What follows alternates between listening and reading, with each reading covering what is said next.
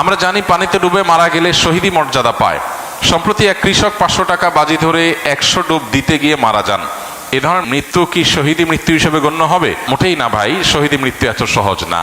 50 টাকার লোভে কোনো ভাই যদি 100টা ডুব দিতে গিয়ে মারা যান, আল্লাহ তাআলা মাফ করুন। এটা নেহায়েতই তার বিভ্রান্তি এবং ভুল পদক্ষেপ। আল্লাহ তাআলা তার বান্দাকে মাফ করে দিন, আমরা দোয়া করি। তার শোক সন্তপ্ত পরিবারকে আল্লাহ তাআলা সান্ত্বনা নসিব করুন। আমাদের জীবনে অনেকে এই ধরনের হেয়ালিপনা, অনেকে এই ধরনের পাগলামো করি। এই পাগলামো করার কোনো সুযোগ নাই। ইমানদারের জীবনের মূল্য অনেক বেশি। কারণ ইমানদারের জীবনের মূল্য কি? জীবনের প্রাইস কি? জান্নাত। ইমানদারের জীবনের মূল্য কি? জান্নাত।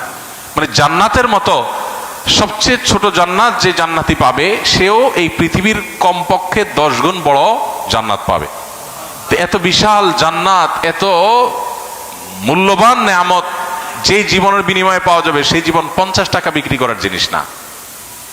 সেই জীবন সামান্য একটু বাজি ধরে আমি ধ্বংস করার জিনিস না।